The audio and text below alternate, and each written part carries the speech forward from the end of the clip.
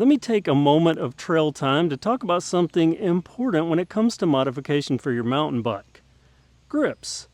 One of the low-hanging fruit modifications, put some different grips on a bike and it can make a big difference. Different grips and different pedals and a different saddle. The 3 contact points, that's easy low-hanging fruit that can make a big deal on your mountain bike modification. And up to this point, I have used these Fun grips. I believe these are the Fun Hilt. If that's not the model name, I'll put the proper one on your screen.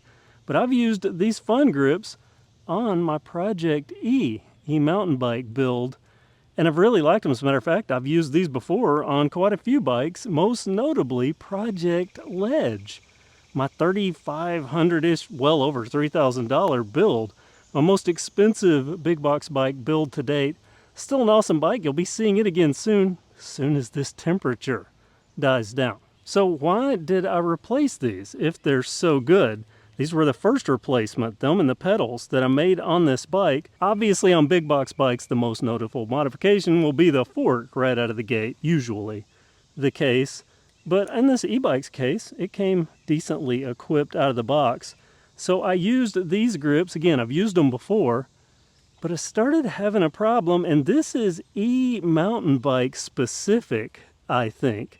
Well, really on any grip, anytime you change a grip, you can initially like it, and then over time, the more you're riding, the less maybe so. But this grip, I mean, it's, kind of squishy there in the middle. It's got those little ribs.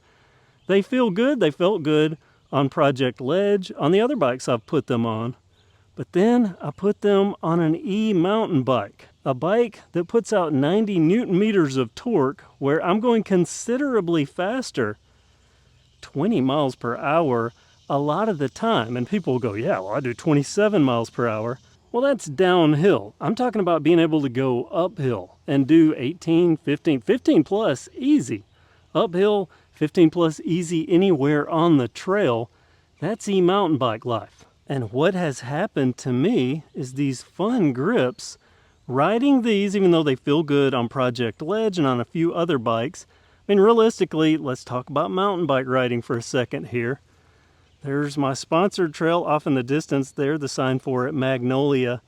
And this is the midway point here at Wildwood. You ride up, at least the non-ranger side, you ride up and you get to this kiosk and you get to this bench. And the way mountain bike riding works, when you're on a standard analog mountain bike, you ride uphill and then you take a break. You chat with your buddies, you do whatever, and then you ride the next trail section. Get done with that trail section, you take a break.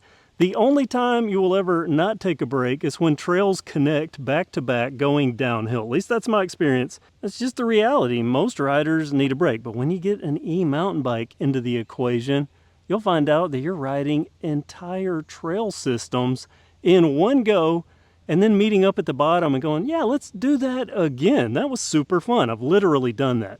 We've ridden 7 to 8 miles out here, and my buddy and me looked at each other, we're both on e-mountain bikes, and go, okay, yeah, I could do that again easily. But all that riding, gripping onto grips, the same grips that have been working great, when you're starting to rack up the miles. Case in point, recently, me and a buddy, I put a post on this, and I actually was joined by a few local riders, 3 other local riders. We actually rode the trail system, all 3 local trail systems, and we did so in one day. Called it a coverall, and it was 29 miles. Well, about 25 miles into that 29-mile journey, my hands started aching. I started noticing, really probably at about 20 miles, that my hands, I was doing that thing where you have the thumb up or you're resting on top of the bars. Do it here, better.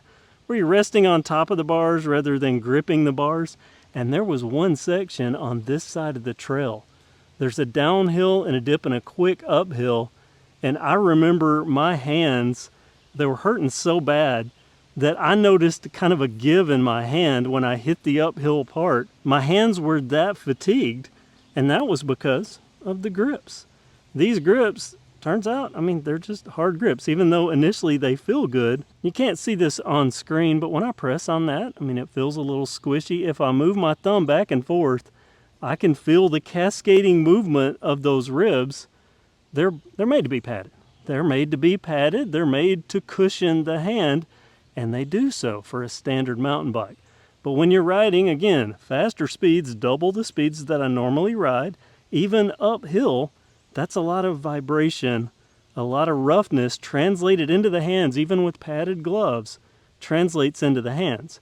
So a funny thing happened right at the point where I decided, you know, maybe these aren't going to work for my e-mountain bike build since I'm riding more miles at one time on each ride. Maybe I need to upgrade the grips. I've donated a lot of bikes recently, the Bike Purge of 2024. I have a video on that. And one of the bikes that I was wheeling out, I rode around in the yard, or rode up the hill, rode back. I thought, wow, these grips actually feel pretty good. What are these? They were Cogster grips. I had forgotten about Cogster, a brand that I've used, I think, only one time. But it turns out Cogster, I don't know how well you can see it, but they kind of flare out just a bit. They're not a comfort grip, but they do taper outwards towards the base. They get just a hair thicker here. Now, I have small hands. Normally, I like smaller diameter grips, but when it comes to needing padding, like on an e-mountain bike, I like this taper. It felt good riding around the yard, so I thought, you know what?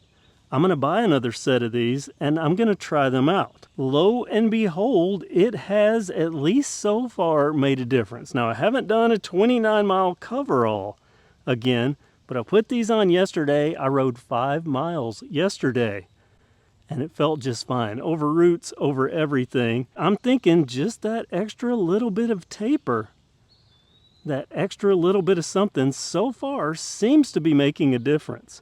So the moral of this story is when you're upgrading grips, if you have a standard mountain bike, you can get away with a lot. If you have a legitimate e-mountain bike that you're riding on trails, all I ride this on is on trails, you're going to put in more miles, and you're going to be putting those miles in at a faster speed.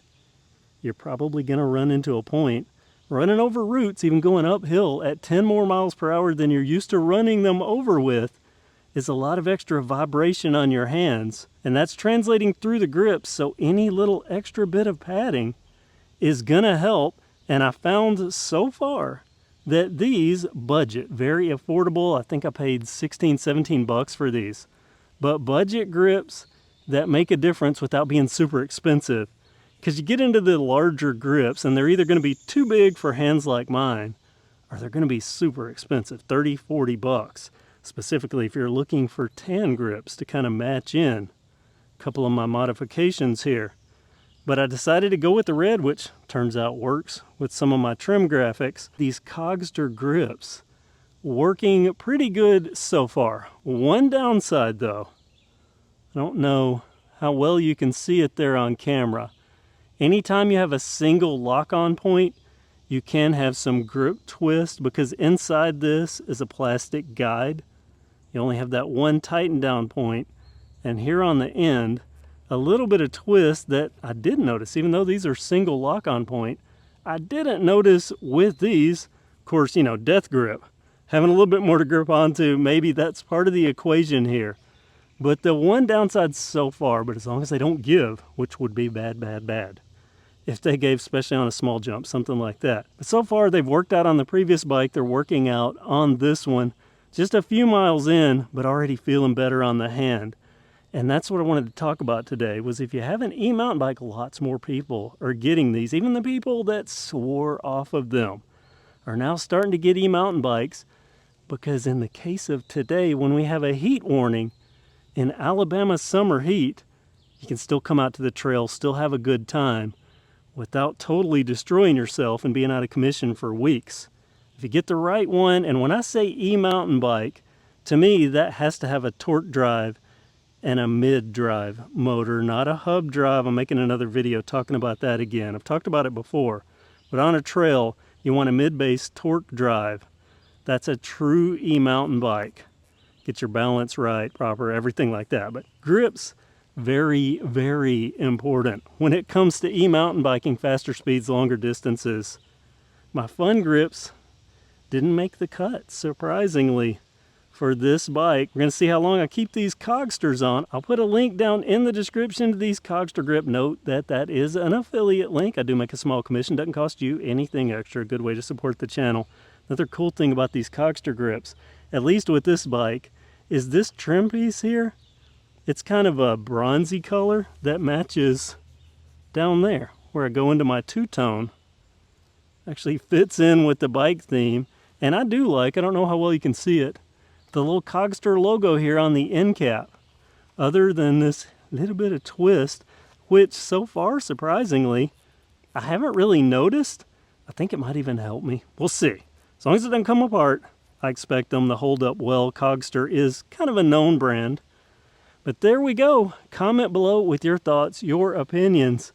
Have you ridden anything, e-bike or not, where you initially started out liking grips, and then the more you rode them, the more you went, those are going to have to go. I'll still keep fun grips on my Project Ledge, though, working out there. But again, I'm not doing 20 miles per hour uphill, or 18 miles per hour uphill, and riding 29 miles in a day on that bike. Oh, I would never be able to do that. That would be awesome. That's the video for today. Comment below. Thank you so much for being part of the channel. If you haven't subscribed, I hope that you do. Have a great day.